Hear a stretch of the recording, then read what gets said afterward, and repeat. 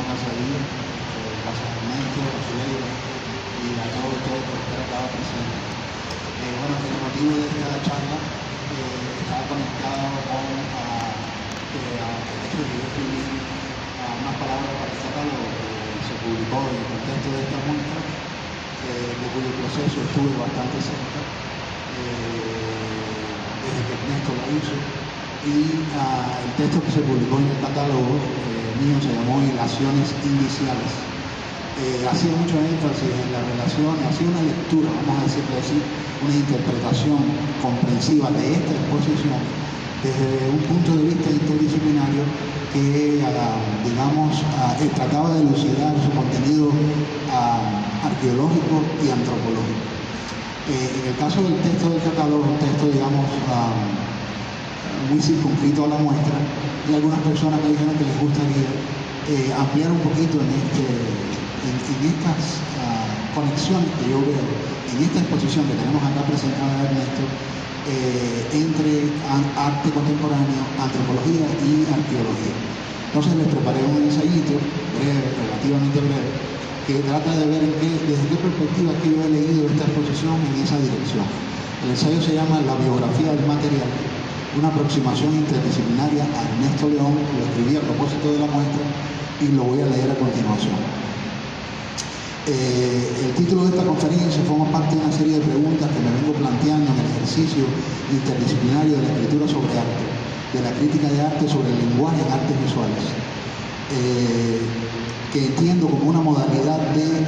interpretación que deviene un modo de crítica antropológica del arte. Son preguntas que me vengo haciendo desde hace mucho tiempo. Abundaré al final de esta conferencia sobre proyectos concretos en los que he trabajado este asunto y en los que me encuentro hoy trabajando, de esta relación interdisciplinaria.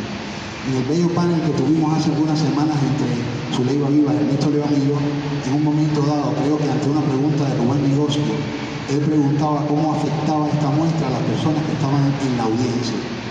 Sostuve entonces que todos los colores de las obras que integran esta muestra de Ernesto León, además de estar hechas con el cuerpo y su expresión gestual directa sobre la tela, son de tonos tierras, y que como tal todo ello nos remite a la arcilla y nos transporta desde esta, la tierra, hacia referencias que ligamos a ella como el barro, la cerámica. El hecho de que sea hecha directamente con las huellas del cuerpo acentúa a su vez ese contenido de lo primigenio de la tierra, como ella nos remite a los modos, si se quiere, primeros, tanto de la expresión infantil, el niño, que pinta con sus manos y su cuerpo, como cultural, el arte rupestre, hecho en sus primeras formas directamente con las huellas del cuerpo. Conjugado ello con el color, establece las inflexiones principales debido a las cuales yo hablé en mi ensayo del catálogo sobre indicios y sobre la indicialidad en el arte de Ernesto León. Pero esta indicialidad, debemos decirlo, viene dada no solo en que las huellas son ellas mismas indicios, ¿no? Huellas, sino también en la tela cruda, sin preparar, en la impronta de los gestos como huellas plasmadas directamente con el cuerpo, como ocurre en la técnica aquella primera o primigenia de la monotipia en el grabado, donde lo que uno ve sobre la superficie es la huella de haberse impregnado una materia con la superficie de otra materia pintada con un pigmento. La monotipia, la cerámica, el arte tierra, el arte del gesto y del cuerpo, y la remitencia a este último, el cuerpo, por indicios a la experiencia que nos comunica algo como ritual, debido a la repetición de una misma actividad corporal que hubo de generar lo que se repite igual muchas veces en las distintas telas, las huellas de los pies. Repetición que nos evoca también el performance del cuerpo, que es aquel que deja esas huellas. Fíjense cuántas cosas hemos leído aquí solo de interpretar la materia, el material, la dimensión material de la obra. Lo que Roman Jakobson, lingüista estructuralista checo, llamaba la dimensión fática de la obra. Es a esto a lo que yo llamo la biografía del material. Leyendo el material vamos alcanzando, elucidando, dando con una serie de relaciones que se vuelven un texto y que requieren de un texto escrito paralelo o simultáneo que va surgiendo como este mismo que estamos ahora diciendo al dar con esa biografía del material. Cuando vemos a un ser humano que aún no hemos conocido, sabemos conocido, nada sabemos de su historia. Incluso cuando habla, se expresa o actúa, se comporta y se comunica, todavía no tenemos una historia. Pero si vamos lo bastante lejos e interactuamos lo suficiente, veremos cómo ese ser humano en un momento dado comienza a exponer las razones, los móviles, los motivos de un modo dado de haberse expresado o de un modo dado de haber actuado. Algo que en algún momento nos remite a una experiencia anterior, por medio de la cual ese ser humano o persona conecta o vincula lo que ha dicho o el modo como se ha expresado o actuado con experiencias previas que él asocia o vincula con los motivos o razones que son la fuente o el origen, la base de esas expresiones subsiguientes en su propia experiencia. Comienza esa persona entonces a desplegar ante nosotros una suerte de narrativa de experiencia, que viene a ser una modalidad de fragmentos que son como la biografía de lo dicho, de lo expresado, de lo actuado o de lo hecho. Es en este sentido, llamémosle microbiográfico, o de una microbiografía, es decir, la narrativa de experiencia que acompaña o está como por detrás de los motivos de lo dicho, lo expresado o lo actuado. Cuando vemos a una persona que hablo aquí, pero ahora respecto al uso de determinados materiales, de una cierta biografía del material. Toda expresión concretada en un medio tiene una suerte de microbiografía. Todo acto tiene su microbiografía. Del mismo modo podemos alcanzar a elucidar una cierta microbiografía del material, de la materia utilizada por el artista. Ahora bien, como en las frases, cuando relacionamos palabras en una oración u oraciones en un párrafo al mismo tiempo, podemos asir e interpretar esa biografía del material en una dirección u otra, según vamos comprendiendo esa biografía dentro de un todo discursivo y enunciativo, es decir, en relación al cómo se ha dicho, al cómo se ha hecho, a la lectura de ese cómo y a su lugar en un lenguaje, ¿no? No nos referimos aquí entonces al concepto de biografía en el sentido literal de la biografía como la historia total de una vida en una persona, sino antes bien como aquello que presupone una narrativa de experiencia que nos suministra un texto que puede ser hablado o escrito sobre algo que, como la persona de la cual aún no sabemos nada, nos va diciendo cosas sobre fenómenos que no se hallan explícitos o visibles en la presencia, en lo que tenemos físicamente ante nosotros. Es decir, es como un texto escrito u oral que vamos obteniendo como por detrás de esa materia, pero que lo podemos ir infiriendo de ella como su microbiografía. Me refiero a la biografía como una forma textual de autorreferencia que capta un conjunto sintético de información sobre la persona, que nos remite a una parte suya que no podemos obtener de lo que simplemente vemos. El filósofo y sociólogo austriaco Alfred Schut, abocado a preguntas sobre cómo obtenemos nosotros acceso al yo del otro, a quien vemos ahí afuera como un cuerpo y con quien a lo sumo intercambiamos gestos, quien habla ante nosotros o actúa, ponía al primer plano el hecho de que nunca tenemos acceso a ese yo del otro, debido a que no nos hallamos dentro de su conciencia. Cada yo, según Alfred Schut, solo tiene acceso a sí mismo. Se trata aquí, diría yo, del universo cerrado sobre sí mismo, de lo uno indivisible, lo que Leibniz llamaba la mónada, una unidad idéntica a sí misma que tiene acceso a su propia interioridad y a su propia memoria solo desde sí misma y a cuya interioridad ninguno de nosotros tenemos acceso. Ninguno de nosotros a cualquiera de nosotros. No tenemos nunca acceso al yo del otro. Tratando de responderse esta compleja pregunta, Schut decía que solo podemos imaginarnos ese yo del otro que está dentro suyo a través del hecho de que tenemos nosotros también un yo y una conciencia, y por lo tanto ponemos en relación tipificaciones que hemos hecho sobre qué tipos de razones conocemos en nuestra propia experiencia generan habitualmente el que hablemos de un modo u otro o actuemos en una forma y no en otra, para, en recurrencia a esas tipificaciones que hemos hecho, ir diciendo qué motivos o móviles podrían haber nutrido o informado el que los otros se expresen de un determinado modo o actúen de una determinada forma. Al hacer ello, comenzamos a desarrollar un texto, hablado o escrito, por medio del cual iniciamos a decir algo que intenta ir más allá de lo que meramente vemos, que trasciende la mera presencia y va tras ella, buscando sobre lo invisible o lo intangible, lo que escapa al fenómeno aparente. Al percatarse de que esto solo se puede conseguir poniendo en relación lo que nosotros hemos vivido con lo que inferimos los otros pueden haber vivido, Schut sostenía que la experiencia simbólica del hombre es, desde su mismo origen, intersubjetiva. Vengo trabajando en este complejo asunto desde por lo menos 1996 y 98 cuando me vi ante la compleja problemática de cómo poner en relación, de cómo interpretar las intrincaciones que se dan en ciertas formas del arte contemporáneo entre los elementos que componen una obra visual, los elementos escogidos por el artista, que incluyen en primer lugar los materiales con los cuales hace sus piezas, incluyendo la materia plástica misma, el modo como se hace la obra, cómo se pinta, si la resuelve en grabado, si utiliza o no fotografía, si lo resuelve por el contrario con medios naturales, utilizando objetos o signos, etc. ¿Qué objetos son? ¿Qué relaciones tiene el artista con ellos? ¿Y qué narrativas de experiencia podemos asociar a esos materiales y a esos objetos? Es decir, por un lado, tenemos el texto que el artista se dice a sí mismo sobre los motivos de su creación, sobre los móviles, sobre las intenciones expresivas, el deseo de decir o expresar, el sentido que quiere comunicar con su obra y cómo ello se relaciona a su experiencia vivida, a sus procesos de vida o reflexión. ¿Qué narrativas de experiencia pueden asociarse al uso de determinado material? En este caso, la tierra, el material en tonos de tierra, a tales procedimientos, objetos o signos. Pero por otro lado, tenemos también la biografía de esos materiales en sí mismos, de esas técnicas y de esos modos de cómo, según estos, nos remiten a ciertos sentidos y significados que ellos han adquirido ya en una cultura, es decir, en nuestro acervo cultural. O sea, aquí lo que estoy diciendo es que por un lado hay una cierta narrativa de experiencia que tiene que ver con el mundo interno del artista, es decir, sus razones personales para haber trabajado con esos materiales, las narrativas de experiencia que están detrás de que lo haya hecho así, pero por otro lado esos materiales también tienen una biografía en el sentido de que ya nosotros en la cultura le hemos asignado a esos materiales ciertos sentidos y ciertos significados, y por lo tanto hay también biografía del material en nuestro acervo cultural.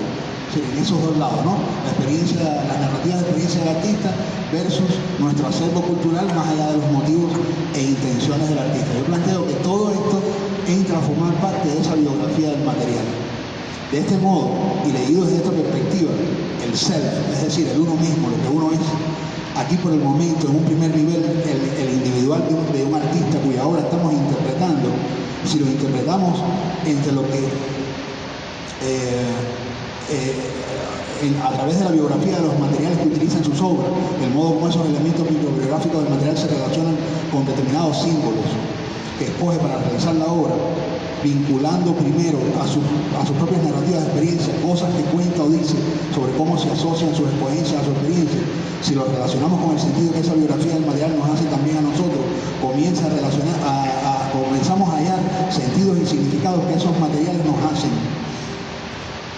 Pues lo tienen previamente en la cultura, para alcanzar entonces cómo ese self individual, ese uno mismo a través de las obras, se relaciona con un determinado acervo de cultura que comienza a ser ya entonces una relación entre el self y el acervo, que hace pasar lo uno del artista como un self, como un yo, con lo múltiple de muchos unos en la cultura. La muestra de Ernesto León, Huellas de la Supervivencia, que tenemos ahora mismo expuesta aquí en la Galería de Arte Nacional, ha sido para mí un buen ejemplo de esta relación, y fue la comprensión de esto la que me hizo escribir Hilaciones Indiciales. La tierra con sus simbolismos, por ejemplo, el pintar en directo con el cuerpo, con sus simbolismos. De la misma forma en que vamos hallando, dando con un cierto texto sobre la persona, que viene a ser una suerte de narrativa. De lo que se trata aquí es de cómo, leyendo estas cosas, damos también con una cierta biografía del material. Indudablemente, desde el punto de vista meramente físico, los materiales no tienen una biografía que pueda ir más allá del sentido que nos hace del significado que le hemos previamente atribuido en nuestra cultura. La tierra, en este caso, ya sabemos todo el simbolismo que nos remite en nuestros propios modos de significarla. De ella obtenemos los alimentos que son el ABC de nuestra reproducción cultural, de nuestro hábitat y convivencia. De ella obtenemos el sentido de un germen, un nacimiento, la idea de semilla, lo que se cultiva y se reproduce, que los indios vinculan a la madre por ello mismo, la génesis, el origen o la fuente. Los tonos o colores de la tierra, dados en la monocromía de esta muestra, la repitencia relativa a hacerlo directamente con el cuerpo, y sobre todo el hecho de que el motivo representado a nivel simbólico provenga de una misma acción que se repite, que es ella una huella directa como la monotipia, nos ofrece en estas obras lo que yo llamo una biografía del material. Podríamos en este sentido decir que toda obra tiene una biografía, o que podemos siempre generar un tipo de textualidad, de narrativa asociada a los materiales. Pero sobre todo, como principal, yo mencionaba esto en mi ensayo y también en el panel, para aproximar y entender un componente decisivo de toda la obra visual de Ernesto León, tanto ayer como hoy. De un lado, pongamos de relieve la gran importancia que tiene la biografía del material en la prolífica serie e importante en su obra, de la cual, por cierto, tenemos aquí en esta muestra una preciosa de la colección de la Galería de Arte Nacional, la pieza de la tortuga. Me refiero a su serie de las hojillas de oro. Por un lado, no perdamos de vista la importancia que tiene en la meticulosa técnica de Ernesto con la hojilla de oro, sus estudios previos de restauración en México. Ernesto estudió a fondo la técnica de la restauración en México y se hizo entonces un experto en ello. La finura del modo como transformó la técnica de la hojilla de oro en sus obras de entonces explicita un dominio de sus usos más allá de la escogencia de un material, digamos, por un no experto. La hojilla de oro, de hecho, no es una técnica que se estudia en las academias de Bellas Artes. No solo no está en el pensum académico, sino que aunque paradójicamente fue utilizada en la pintura medieval, en los frescos, en las pinturas de cúpulas y en las pinturas de capillas, no se considera una técnica a ser enseñada en las Bellas Artes, ya que se la ve relacionada a acervos y repertorios técnicos vinculados de un lado a la arquitectura, por el otro en la elaboración de símbolos sacros de la religión, como un momento posterior al estucado, unas veces tratado como barniz, otras literalmente como capas de papel, como puede verse por ejemplo su utilización en los altares. Tiene además una relación al vestuario y el tejido. Ella remite en un lado a la arquitectura del imaginario colonial hispano, aunque habría también que seguirle la pista intercultural a este material al hallarla en la India, tanto como entre los árabes. En las mezquitas, por ejemplo, se utiliza mucho la técnica de la hojilla de oro. Y aunque no es excluible el sentido y el significado que se atribuye al oro en el sistema de valor, entendido casi como algo anterior al dinero y a la monetarización en torno suyo, se realizaron en el pasado exploraciones, búsquedas, unas reales y otras mitológicas, como símbolo de la materia en estado puro o bien del metal en estado puro. El hecho de que Ernesto desarrollara obras en las cuales de repente animales, plantas y todo tipo de símbolos aparecieran como si fueran imágenes, algunas veces especulares, halladas cual en la arqueología, como por detrás de esas capas de oro, otras veces como incrustadas desde dentro de la materia misma de la hojilla, transforman en aquella obra temprana del artista los sentidos y significados que esos símbolos revisten para nosotros, botánicos, zoológicos, humanos, en reflexiones sobre la memoria, sobre las capas del tiempo, sobre el imaginario cultural, sobre el lugar de estos símbolos en nuestro imaginario colectivo. Al hacerlas sobre hojilla de oro, ello atribuía a estas imágenes una conexión con el sistema de valores espirituales y en cierto modo se las hacía emerger como desde un sentido de la fuente o del origen cultural, de una memoria. Es como si surgieran de incrustaciones del tiempo, unas veces como petrificadas, otras como emanando, a veces bañadas por un sutil barniz, como las pátinas de temporalidades inveteradas y añejas, extintas a veces, como la tortuga universal que siempre habría estado ahí, detrás de tantas capas de culturas y civilizaciones, revestidas también de un sentido, si se quiere, sacro, para no decir religioso, nunca profano y Ernesto, de su lugar en el imaginario. Semánticamente hablando, el uso de la hojilla de oro en aquella obra visual de Ernesto nos invitaba al estudio o análisis culturizado de la imagen, a interpretar, leer, elucidar y comprender cómo la lista de objetos, cosas y especies que nos acompañan, a veces con sentido botánico, como por ejemplo los pájaros, se integran a un sistema de cultura y son cultura. La idea de cultura aquí venía relacionada a las nociones de memoria y de tiempo. Ahora pensemos, por ejemplo, en la biografía del material, no ya en la hojilla de oro, sino de Lupo, una serie que hizo Ernesto en los 90, que eran pinturas con fuego, o sea, las horneaban, eran como huellas de humo. No ya de la hojilla de oro, sino del humo, de la quema, del carbón, de la ceniza, en las obras que Ernesto hizo en los 90, su serie humeada, donde la materia del soporte se hacía de los indicios, los efectos del humo, curtiendo las superficies, donde el humo perdía el sentido literal de mero desprendimiento del fuego para comunicarnos una atmósfera que, como indicio petrificado por los efectos de un fuego invisible anterior, de cuyo momento solo tenemos huellas, se intrincaba con los signos e imágenes utilizados en las piezas, el formato mismo de la obra quemado por soporte, transformadas las piezas.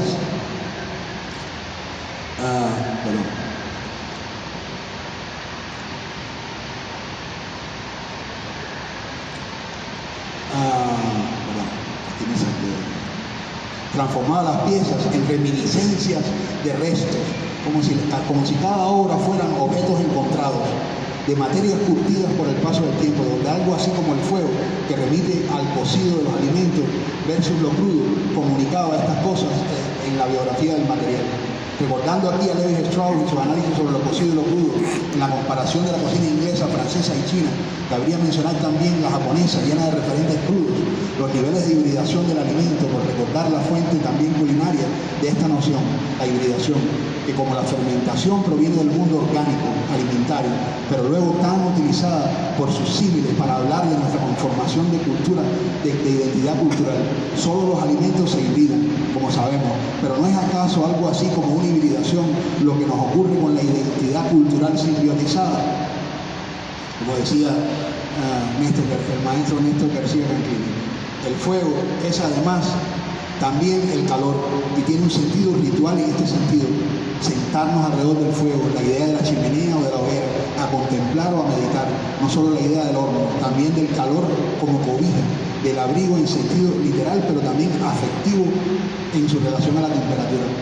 Conocemos sin duda también la fuerza destructiva potencial del fuego, pero todos los elementos de la naturaleza pueden ser destructivos en exceso. El agua puede ahogar, el viento destruir. Sin duda aquí estamos hablando de una biografía del material,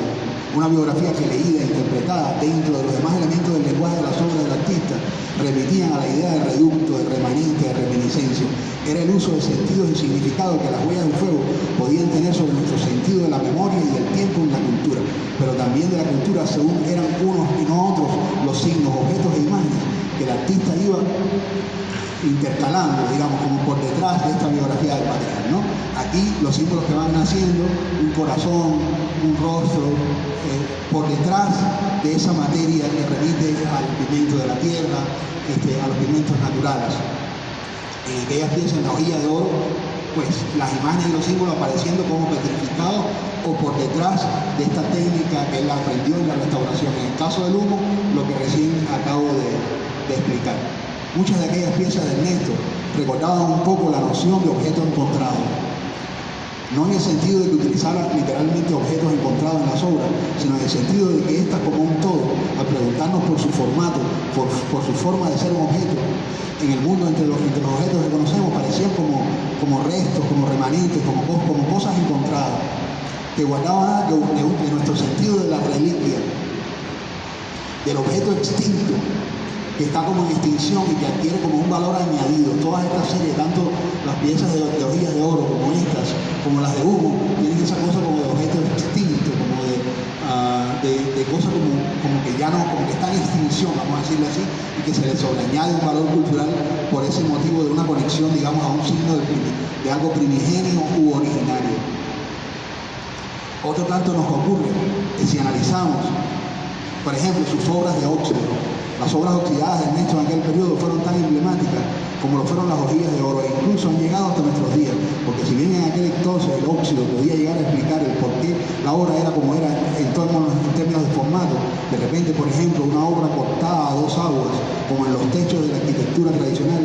una bidimensión en óxido. En Houston, en años recientes, el óxido ha continuado siendo un material crucial, sobre todo no ya en sus bidimensiones como otrora, sino ahora también en sus esculturas.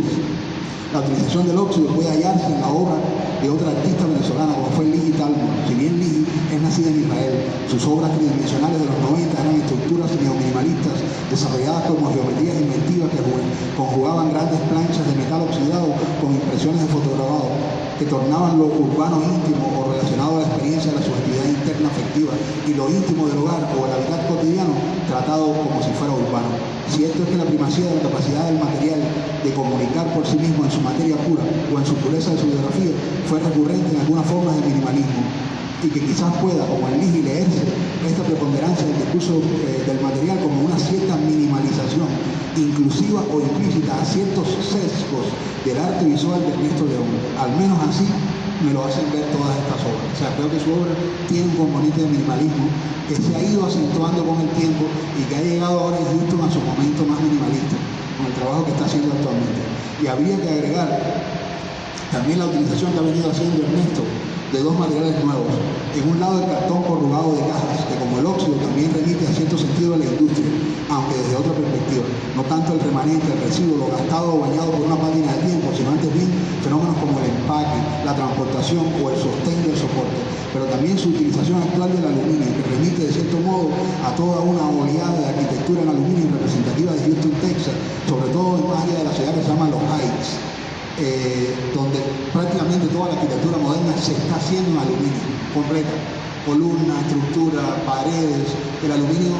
como material preponderante de la arquitectura, que está por supuesto relacionado al precio del aluminio, que es más económico, y también a lo liviano, que es el aluminio como metal. En esto viene más recientemente también trabajando con el cartón corrugado y está trabajando también con el aluminio. Y ya voy a cerrar con unos par de parrafitos. No es la primera vez que me planteo esta pregunta y el reto de desarrollar sus implicaciones en la interpretación del arte.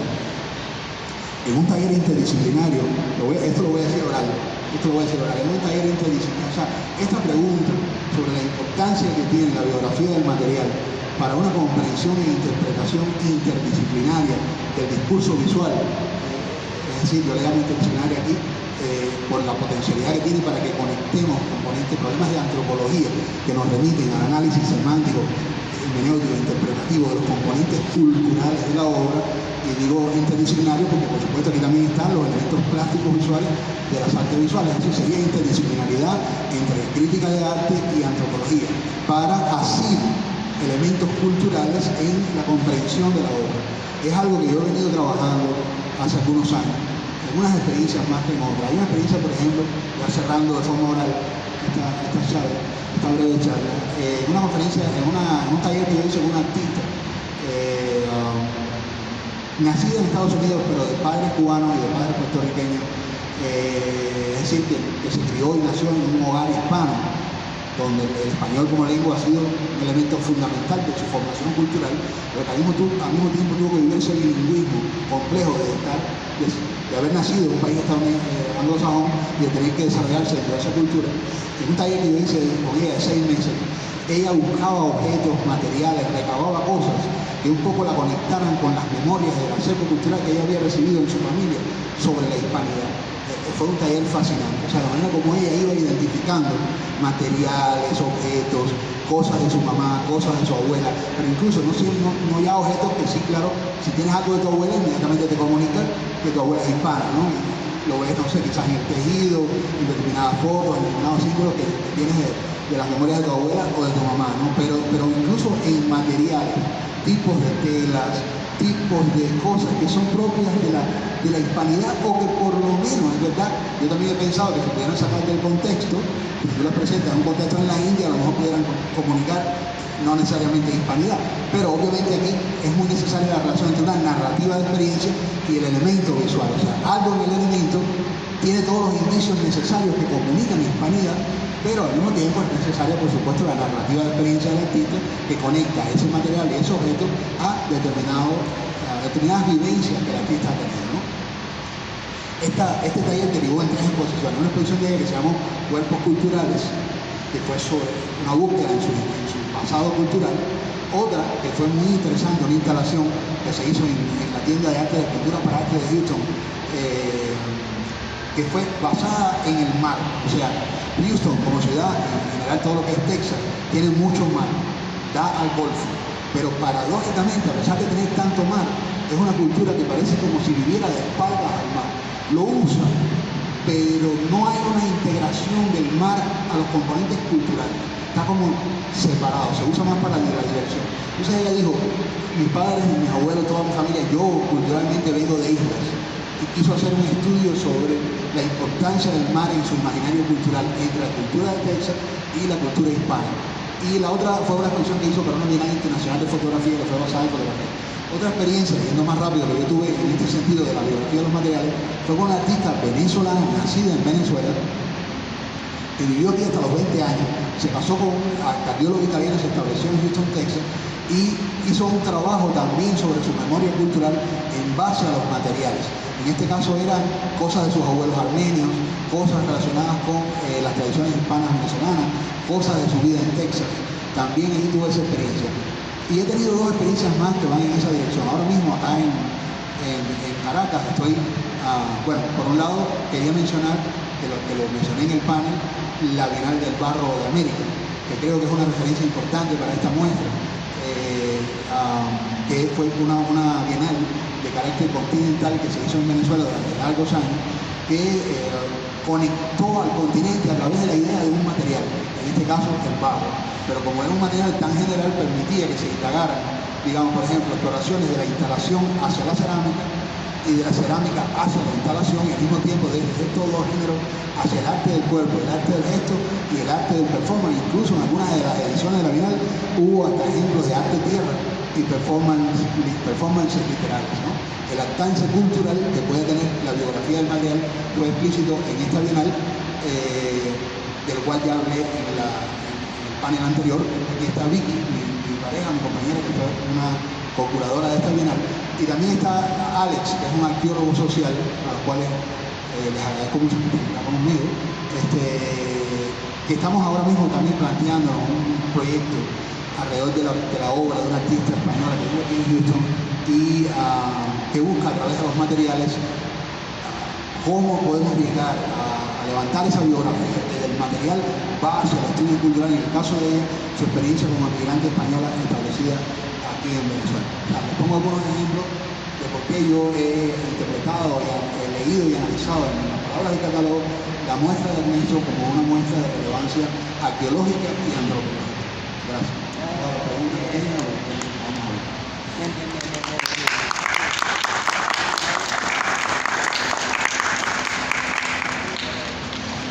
¿Algún comentario o pregunta?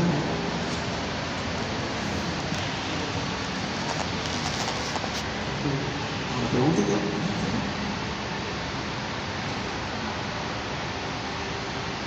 Bueno, está calladito. Interesantísimo todo lo que plantea. Bueno, muchísimas gracias por participar en la charla, y bueno, esta posición va a estar hasta el mes de julio. Es posible que se haga otra actividad para el mes de julio, todavía estamos ya